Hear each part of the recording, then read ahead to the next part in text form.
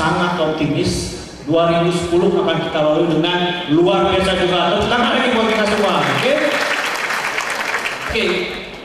Pertama mungkin saya juga ingin ucapkan selamat atas promosi dari Pak William dan Pak Renaldi, ya, atas promosi dari beliau ini sudah menemani saya hampir 4 tahun terus ini, dan hampir 2,5 minggu kita bersama-sama, dan beliau ini seperti orang tua saya sendiri. Jadi tepuk tangan untuk mereka berdua lagi ya, sekalian. Kalau sukses lagi membawa kita ke porsi yang lebih besar di tahun 2010. Oke, saya mulai seperti tahun lalu seperti biasa. Ini merupakan pengantar buat Bapak Ibu sekalian. Nanti sebagian besar nasabah kita itu akan terima buku Planning Report ini, dan saya yakin 100% yakin karena pasar modal mereka sangat luar biasa tahun 2010. Mereka juga mengikuti dengan jelas, ya. Jadi saya harap Bapak Ibu sekalian mulai dari ini saya menghimbau kalau bisa, kalau sempat juga terus mengupdate diri Bapak Ibu sekalian tentang masalah investasi, ya. Karena kita berkecimpung dalam dunia investasi dan proyeksi. Jadi selain klaim, ya, mereka akan terima, itu mereka juga akan mengharapkan return fund yang luar biasa juga, ya. Karena itu kesempatan ini tolong digunakan dengan baik dan semoga dapat bermanfaat buat Bapak Ibu untuk nasabah kita. Next slide. Ya, nanti saya bagi menjadi 5 bagian yang penting. Yang pertama itu kita cerita sedikit, 20 menit ke depan itu saya akan cerita sedikit apa sih yang terjadi di investasi dunia ya sekarang ini sampai 2010 Maret. Kemudian domestik dalam negeri kita gimana, perkembangan dari makroekonomi kita itu kira-kira bagus atau tidak, dan saya optimis yakin bagus. Saya singgung sedikit tentang bond market, obligasi, dan saham. Ya. Nanti yang paling menarik adalah kinerja dari fund selama 2009.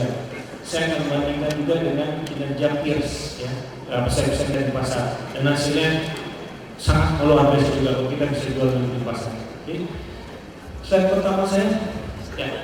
Tadi seperti Pak Ray bilang bahwa memang pasar kita sudah mulai recover, dan pasar saham kita sampai Maret 2010 itu sudah naik 14%, yang menjadikan pasar saham Indonesia saham terbaik di Asia untuk Maret 2010. Tepuk tangan oleh semua. Okay. Dengan pencapaian yang Maret sampai 14% itu saya yakin 2010 akan dilewati dengan sangat luar biasa juga. Tapi Bapak Ibu ingat, pada pertengahan bulan Februari 2010 yang lalu itu kita sedikit diterpa oleh isu negatif yang mungkin Bapak Ibu juga masih dengar, masih lihat dari berita di koran, krisis Yunani. Ya, krisis Yunani. Krisis Yunani itu pada dasarnya adalah krisis imbasnya dari krisis terjadi di Amerika Serikat. Yunani sekarang ini APBN-nya membengkak, pemasukannya oleh negara Yunani itu lebih kecil daripada yang Suat itu.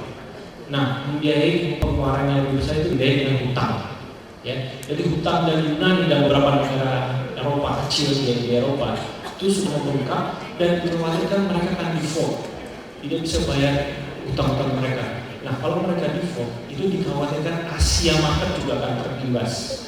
Oleh karena itu, pada bulan pertengahan bulan Februari market turun jatuh. Tapi yang mengembirakan Bapak Ibu sekalian, ini sayang sekali gambarnya kurang jelasnya. Coba yang saya ditampilkan juga Pak, kiri kanan, tampilkan di jangan slot, biar Bapak Ibu yang di belakang bisa kelihatan. Sebelah kiri kanan, bisa nggak? Slotnya dari sebelah saya ini. Jadi jangan saya gitu nggak bisa ya. Oke. Ya, itu Indonesia market itu turun memang, tapi turunnya tidak sedalam apa yang terjadi di pasar Asia lain.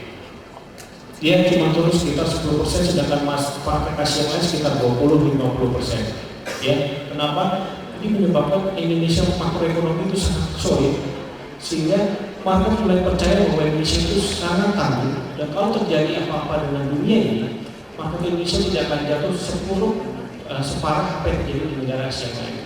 Okay. Itu satu hal yang memberakan kita. Next, apa yang terjadi di Yunani Bapak Ibu sekalian? Itu adalah akibat dari apa yang terjadi di Amerika Serikat. Ini saya bawa peta Amerika Serikat. Petanya itu sebelah kiri dan sebelah kanan. Di seluruh negara bagian Amerika sebelah kiri dan sebelah kanan, pantai timur dan pantai barat, itu masih merah semua. Semuanya berdarah-darah. Ya, artinya berdarah-darah apa? Pada daerah-daerah itu lapangan pekerjaan hilang hampir 100%-nya. selama 2008 sampai 2010 di Amerika Serikat itu hilang pekerjaan sebesar 6 juta pekerjaan, atau sama dengan lapangan pekerjaannya 10%. Di tingkat pengangguran di Amerika Serikat sekarang itu adalah 10%. Kalau kita lihat dari krisis ekonomi Indonesia 97 yang lalu, Indonesia bisa keluar dari krisis ekonomi Asia itu selama 7 tahun. Maka kalau Amerika Serikat mulai tahun 2008, berarti dia baru bisa keluar sekitar 2014-2015. Artinya apa? Krisis-krisis Yunani yang lain, krisis Dubai, itu masih mungkin akan kita dengar. Tadi pagi saya baca koran, ada satu bank lagi di Amerika yang kolaps. Ya, jadi Bapak Ibu sekalian, jangan khawatir.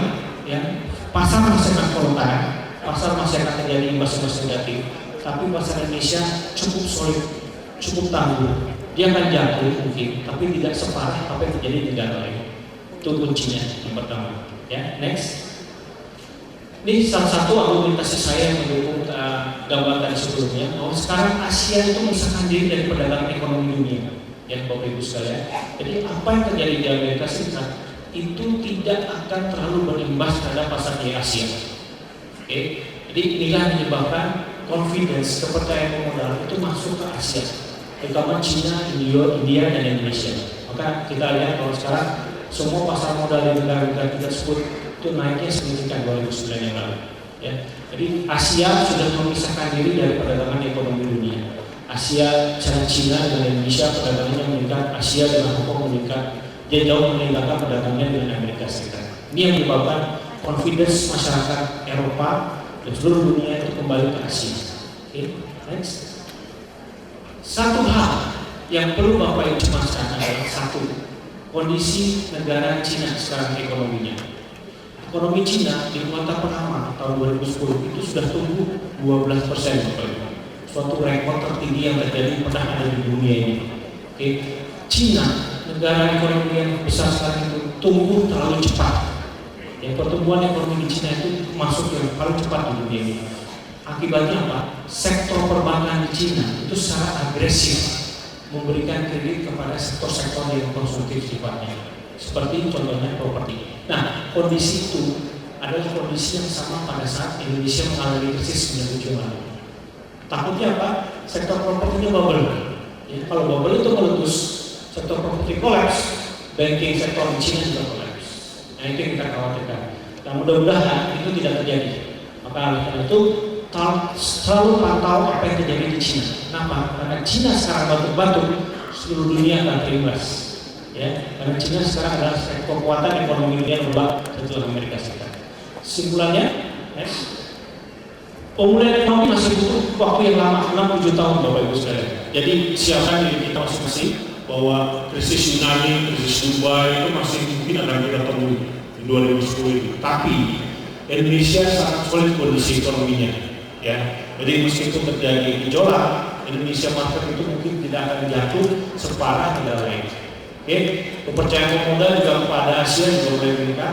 Asia mulai memisahkan diri, dan yang jelas tolong pantau kondisi yang terjadi di Cina. Ya, karena kalau Cina sekarang sudah mengalami masalah ekonomi, seluruh dunia juga akan mengalami masalah ekonomi. Ini global, ya, global yang terjadi di global seperti ini.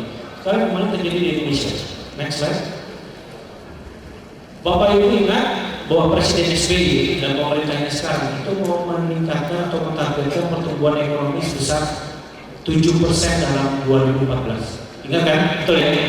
Pak SBY menargetkan pertumbuhan ekonomi 7% dalam 2014. Dari mana angka 7% itu, Bapak Ibu sekalian? Ternyata sejak 1978, zaman Pak Soeharto dulu sampai krisis 97, itu ekonomi Indonesia rata-rata tumbuh 7% setiap tahun. Bahkan di tahun-tahun tertentu itu bisa mencapai 9%. Gak heran pada saat itu, pada masanya era Pak Soeharto, itu Indonesia disebut salah satu sebagai macan Asia. Ya, tapi sekarang sayangnya macannya lagi sakit gigi, ya, dia lagi di kandang, jadi belum bisa sampai 7%. Dan diharapkan nanti kita lihat hasil Pak SBY mencapai 7% pertumbuhan ekonomi. 1% pertumbuhan ekonomi bisa menciptakan lapangan kerja 200.000. Oke, kalau 207% berarti sekitar 2,8 juta lapangan kerja bisa ditemukan. Ya, nah, kalau lapangan kerja sudah ada, berarti potensi kita untuk dua premi lebih bagus lagi. Oke, next. Masalahnya sekarang Bapak Ibu, pertumbuhan ekonomi Indonesia itu masih didukung oleh 60% adalah konsumsi kita.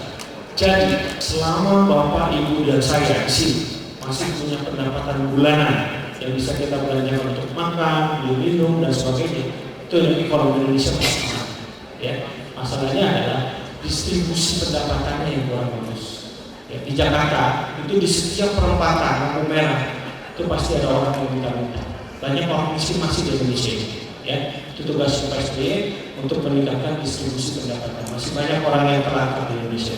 Tapi kalau bisa ditingkatkan ekspor menjadi 5% aja, itu diekspor cuma 2% Indonesia. Kalau sampai 5% aja, pertumbuhan ekonomi Indonesia bisa sampai 7%. Ini satu hal yang terus digalakkan oleh pemerintahnya SBY supaya ekspor ditingkatkan. Belum ekspor ditingkatkan, sekarang ada CAFTA, ya kan? Ada China Asian Free Trade Area. Nah, tapi jangan khawatir, CAFTA itu justru menguntungkan Indonesia. Oke, next. Inflasi kemarin tahun 2009 3%. Pertanyaannya mungkin nggak 3% lagi Pak? Ya, jawabannya tidak. Ya. Kenapa? 2009 itu ekstraordinari, luar biasa. Karena premium dipotong 2 kali tahun 2009. Ingat kan ya? Premium dipotong 2 kali. Tahun ini kayaknya tidak ada pemotongan premium. Jadi inflasi akan bergerak kembali ke normalnya sekitar 6%. 6% masih bagus nggak Pak? 6% masih bagus. Ya, investorasi masih suka 6% dan dia masih memungkinkan untuk stay di Indonesia. Ya. Tapi kalau inflasi di atas 7%, ya itu 8% aja, itu investorasi melahirkan dari Indonesia. Inflasinya akan tinggi ya. Jadi kalau monitor juga inflasi ya. Inflasi kalian bawa ya, kenaikan harga secara umum. Jadi semuanya harga naik itu sekitar 7%. Next. Ini salah satu kenapa perbankan di Indonesia menjadi incaran bank asing. Ya, sebut aja bank yang besar di Indonesia, menengah swasta. Bank Niaga dan Lipo menjadi CMB Niaga, betul kan? NSB menjadi OCBC, betul kan? Buana menjadi UOB Buana, ya kan? Di Surabaya sendiri ada satu bank, namanya Bank ANK, tahu ya? Bank ANK sekarang jadi Bank Commonwealth, betul kan? Kenapa mereka berbondong-bondong masuk ke Indonesia? Jawabannya adalah satu ini, ya. Selain kapital yang bagus, kapital yang kuat, tidak seperti 9 yang lalu, kredit macetnya rendah. Marginnya juga tinggi Bapak Ibu sekalian. Kredit, loan kredit itu kalau kita kredit ke bank itu dapat bunganya 16%. Padahal kalau Bapak Ibu sekalian sekarang tanam deposito 1 bulan aja cuma dapat 7%.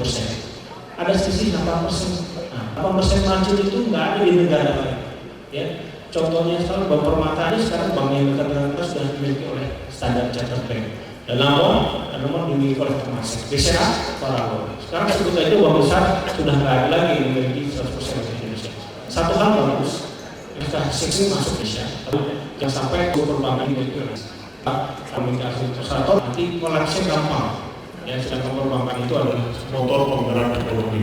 Perbankan kolaps, ekonomi juga kolaps. Tapi kita lihat ke depan. Next.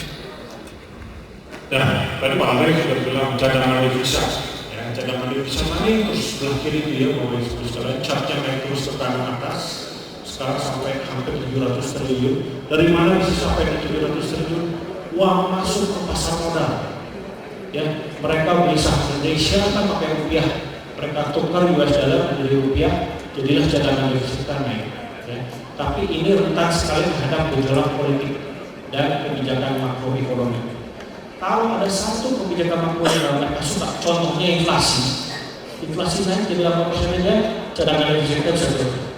Ya, itu yang mengkhawatirkan kita sekarang. Mudah-mudahan tidak jadi seperti itu. Di sebelah kanan itu perbandingan sebelah kiri maka itu adalah cadangan devisa Cina. Cadangan devisa Cina sekarang 2 triliun US dollar.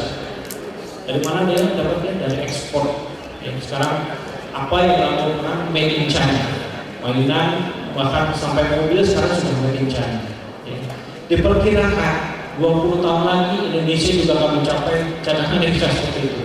Jadi mudah-mudahan kita semua di sini masih hidup untuk menyaksikan Indonesia mencapai 2 triliun rupiah. Mau nggak ya menyaksikan seperti itu? Mau. Oke, tepuk tangan dulu buat kita semua. Satu lagi yang mendorong investasi untuk masuk ke pasar Indonesia adalah peringkat Indonesia. Peringkat Indonesia dalam 12 bulan ke depan ya dalam 10 tahun depan itu akan ditingkatkan menjadi BBB, peringkat investasi. Ya. Dan peringkat investasi ini sekarang sudah sama dengan apa yang dimiliki oleh Thailand dan Filipina. Ya. Padahal di Thailand dan Filipina, Bapak Ibu tahu sendiri bahwa mereka kondisi ekonomi dan politiknya tidak stabil. Maka sekarang ada darurat sipil di Thailand. Ya. Oleh karena itu, dengan tingkat return yang besar 10% dan political stability yang bagus, maka kalau kita sudah mencapai triple B, investment rating grade, itu bahkan akan tambah lagi investor asing yang masuk ke Indonesia. Jadi saya perkirakan kalau kita sudah mencapai triple B, itu akan lebih besar lagi peningkatan yang ada di pasar modal. Ya, mudah-mudahan tidak ada kondisi politik yang bisa mengganggu lagi dan kita bisa naik menjadi triple B. Oke, next. Pasar modal, tadi Pak Aris sudah bilang, minggu lalu sebelum saya kesini itu indeks kita sudah mencapai posisi 3.000, Bapak Ibu sekalian. 3.000 adalah posisi tertingginya selama pasar modal ada di Indonesia dan selama saya mempunyai karir di pasar modal. 3.000 itu kenapa bisa terjadi? Satu tadi karena makroekonomi Indonesia yang solid. Yang kedua, pasar Asia sekarang jadi bicara pemodal asing karena Asia sudah memisahkan diri dari ekonomi dunia. Ya. Bisa nggak 3.000 lagi? Kalau Asia naiknya masih bagus, saya perkirakan pasar modal juga masih akan bagus. Oke. Kesimpulannya, next. Ya, kesimpulannya adalah tingkat pertumbuhan ekonomi 7%. Yang kita lihat nanti Pak SBY bisa sampai 7% pada 2014. Kemudian inflasinya masih 6%, masih bagus untuk indikator sustain di Indonesia. Perbankan jangan khawatir, perbankan kita justru menjadi lincah. Beda dengan tahun 97 yang lalu, banyak yang kolaps, kredit masih banyak. Sekarang lebih solid, ya. Dan investor asing masuk ke Indonesia karena marginnya besar sekali. Peringkat investasi menjadi triple B dalam 12 bulan. Tadi saya bilang bahwa kalau sudah menjadi triple B maka membahayakan banyak lagi investor yang masuk ke Indonesia. Cadangan devisa yang kuat itu akan terus mendukung rupiah untuk bisa stabil sekitar 9 bulan. Ya. Melihat kondisi 6 pointer saya sebutkan ini, saya sangat optimis bahwa 2010 itu kok rasanya tidak ada yang bisa menarik untuk mencapai hasil yang luar biasa lagi. Tepuk tangan bagi kita semua. Ya. Tidak ada alasan buat kita semua untuk takut bahwa 2010 itu akan sama dengan 2009. Dia akan jauh lebih baik, lebih luar biasa lagi. Oke? Nah, sekarang bagaimana dengan kinerja fund kita? Next. Sebelum saya lanjutkan penjelasan saya minta tolong tepuk tangan buat kita lagi semuanya. Yang bicara dari saya, apa? Hasil kinerja fund kita selama 2009 ternyata hasilnya luar biasa, sangat luar biasa. Rupiah equity fund 2009 lalu berhasil mencatatkan kinerja sebesar 100,63%. Wah, suatu prestasi yang sangat luar biasa. Bahkan dolar fixed income fund yang tahun lalu saya berdiri di sini juga itu mencatatkan negatif 26%. Tahun lalu 2009 mencapai 51,52%, Bapak Ibu sekalian ya. Bisa dibayangkan di Amerika Serikat bunga itu cuma 0%, kita bisa mencapai 51,52%. Pertanyaannya mungkin adalah kalau Bapak Ibu menyampaikan ada contoh, pasti bertanya seperti ini. Mungkin nggak bisa 2010 seperti ini lagi, betul kan?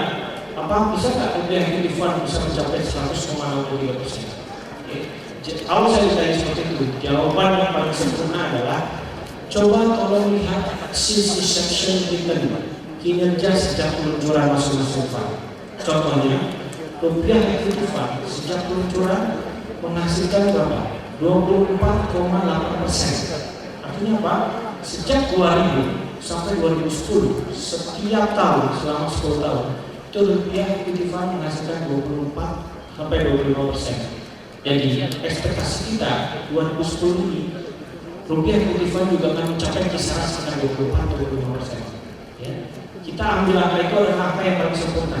Kita tidak ambil angka itu dari angka yang entah di mana gitu ya, tidak bisa dipertanggungjawabkan. Ini 24% adalah hasil dari faktual, hasil nyata historical return yang dihasilkan oleh rupiah equity fund. Ya. Demikian juga dengan dolar fixed income fund. Bisa nggak 51,52% nanti Pak? Ya, jawabannya adalah 6-7% ekspektasi kita untuk tahun 2010 ini. Ya, karena sejak diluncurkan sampai sekarang setiap tahun dalam 10 tahun itu dia menghasilkan 6-7%. 6-7% tadi saya bilang masih tinggi ya. Yang dikasihkan sekarang 3,5 itu hampir 0%. Bahkan kalau paling tinggi adalah 1%. Oke. Yang kedua, hasil institusi kita, hasil sejak peluncuran itu sekarang sudah lebih tinggi dari peluncuran hasil tingkat ilustrasi tingkatan tinggi. Contohnya apa? Rupiah Multifund 23% itu lebih tinggi dari 15%. Betul kan? 15% itu ilustrasi yang kita ada di SCS.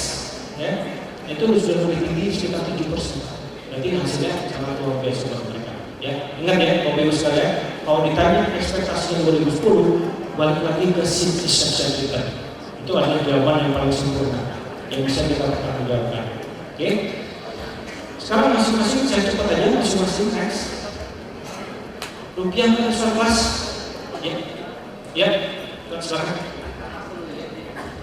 Oke, rekan-rekan sekalian saya ingin pamit, ya. Pak Dian akan terusin, habis ada satu speakers, tapi saya ingin kembang simbolik sebagai sukses saya ingin tinggal di Surabaya, ya, tinggal di Jawa Timur, ya. Saya tinggal di Jawa Timur. Kota yang paling jauh dari sini siapa? Kota yang hadir di sini ya, kita punya Jember ya. Paling jauh dari ada Jember, ada Madiun, ada Malang, ada Lamongan, ada Kediri. Malang yang paling jauh yang pertama mana? Jember. Nomor 2 Madiun. Betul. Yang punya kantor gitu ya. Yang paling jauh mana? Jember. Yang kedua Madiun. That's it, Madiun ya. Saya minta wakil dari Jember dan Madiun untuk ke depan, ya enggak? Mudah-mudahan kembang ini bisa sukses di sini. Buat kembang di sini saya. Yuk, tolong cepat wakilnya. Soalnya saya mau pamit jalan. Katanya pesawat dia bahaya. Karena ada meeting besok lagi ada di Batam kita, lusanya ada di Jakarta. Ya, terima kasih ya. Dan Jember dan Madiun. Oh. Yang perempuan yang merah ya. Selamat ya.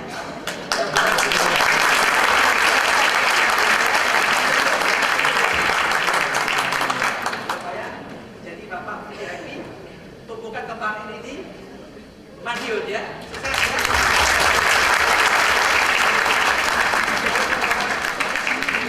Jalan Pak. Sampai ketemu di Batam Pak. Oke, balik lagi Bapak Ibu sekalian, maaf ini sebentar lagi kita lihat Rupiah Multifund. Oke, Rupiah Multifund kita ternyata 36,29. Strateginya apa tahun 2009 lalu? Karena pasar modal saham kita sudah naik 100%. Maka tahun 2009 lalu strategi yang kita gunakan adalah potong sedikit alokasi equity-nya. Ya, ingat alokasi equity di Rupiah Multifund itu adalah 30%. Jadi sekarang untuk strategi 2009 kita potong menjadi 27%, sekitar seperti itu. Jadi artinya 2009 lalu fund manager itu melihat bahwa equity-nya itu sudah terlalu tinggi. Ya, 2010 kita ekspektasi bond market fixed income fund itu akan lebih punya potensi lebih besar daripada equity. Ya, jadi temanya untuk 2010 itu lebih banyak fixed income pada dasarnya. 2009 lalu lebih banyak equity, 2010 akan lebih banyak fixed income. Oke, nah gimana dengan yang managed fund plus? Managed fund plus, next fund. Ini bedanya dengan yang managed fund biasa adalah porsi alokasi equity-nya. Kalau plus itu porsi alokasi equity adalah 60%. Oleh karena itu, ketika pasar sahamnya bagus, Rupiah Managed Fund Plus yang akan lebih bisa dijual dengan baik, yang akan lebih laku dia. Jadi Bapak Ibu sekalian sekarang punya dua senjata yang sangat ampuh di managed fund, ya, dua fund yang berbeda. Tapi apabila pasar sahamnya yang menguat, maka Rupiah Managed Fund Plus yang akan bisa lebih laku dijual. Kenapa? Karena porsi alokasi equity-nya lebih besar.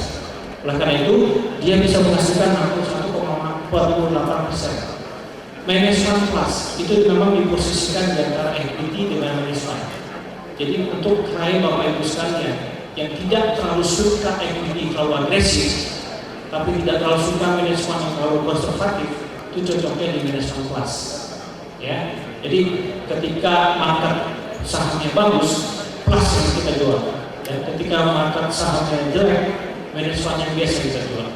Pasti akan berbeda itunya strateginya. Oke, itu jadi tips Bapak-Bapak sekalian.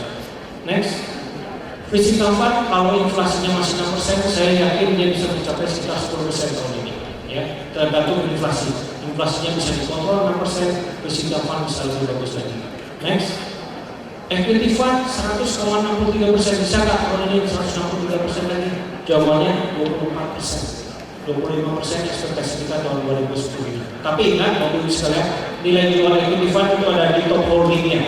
Ya, di buku lagi juga ada top holdingnya itu sebagai misalnya perbankan. Ada Bank Mandiri, Bank Rakyat Indonesia, dan BCA.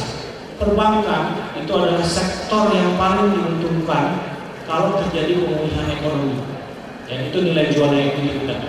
Begitu equity-nya pulih, sektor perbankan juga pulih, jadi akan bertambah dengan signifikan. Oke, cash fund juga. Rupiah physical fund 16,4%. Tadi saya bilang kalau inflasi bisa ditekan menjadi 6%, physical fund juga masih akan sekitar 12-15% tahun ini. Next, cash fund. Cash fund bisa mencapai return 6,55% tahun 2009. Bandingkan dengan time deposit. Tadi saya bilang time deposit itu 1 bulan sekarang 7%. Itu gross kalau dia, netnya adalah 5,6%. Berarti kalau cash fund bisa 6,55, masih ada untung 1%. Jadi ini cocok sekali untuk nasabah Bapak Ibu sekalian yang senang main time deposit. Biasanya usianya sudah agak lanjut, ya sudah agak senior, yang tidak terlalu mau dijual. Oke. Syariah fund gimana? Syariah fund next. Equity fund bedanya dengan yang equity biasa. Di equity syariah itu tidak ada sektor perbankan. Ya, kenapa? Karena sektor perbankan menurut syariah prinsipal itu tidak diperbolehkan karena ini haram. Ada usul ribanya di sana. Sebagai gantinya apa? Saham-saham di sektor pertambangan dan pertanian. Ya, pemulihan ekonomi itu pasti ditandai dengan kenaikan harga minyak. Jadi pertambangan itu akan terimbas positif. Itu nilai jualnya. Di pertambangan dan pertanian kita ada di sini. Oke, cash bond fund gimana? Next. Salah satu masalah di cash bond fund adalah supply atau penawaran dari sukuk yang terbatas. Tapi tahun ini pemerintah akan menambah jumlah sukuknya. Mudah-mudahan kita bisa mencapai sekitar 10% ekspektasi saya untuk syariah cash bond fund tahun ini. Managed fund terakhir, managed fund 53,32%, ini 50% antara equity dan cash bond fund. Ya, jadi kalau cash bondnya lebih mendapat masalah tahun ini, saya pikir manajer tahun ini akan menambah porsinya di equity. Ya, ekspektasi saya sekitar 15%. Nah, gimana perbandingan kita dengan kinerja-kinerja dari asuransi yang lain? Oke, sebelum saya melanjutkan penjelasan, saya minta tepuk tangan dulu untuk Bapak Ibu sekalian. Ya, tepuk tangan lagi. 4 dari 6 fund yang kita miliki sekarang ini itu mencapai posisi nomor 1 di pasar. Oke, nomor 1 Bapak Ibu sekalian.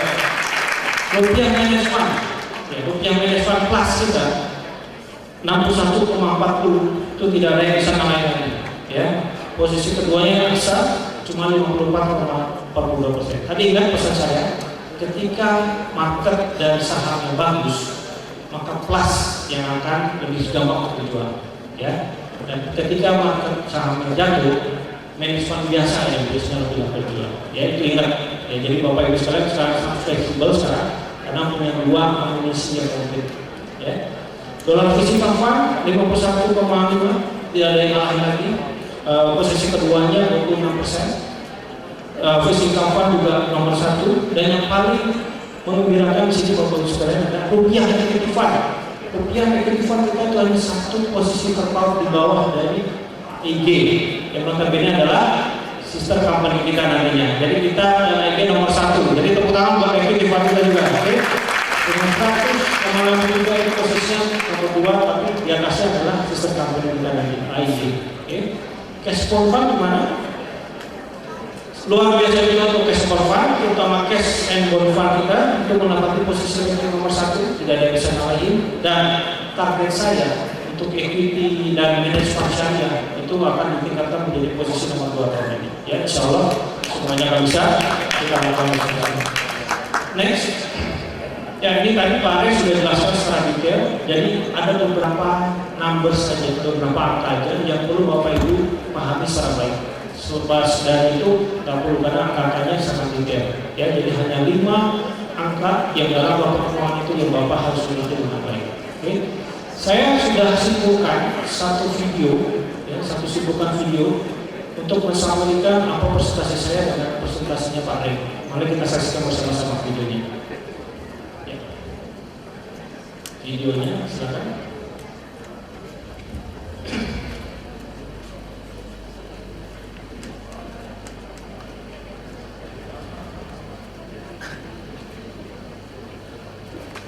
Satu menit itu ya.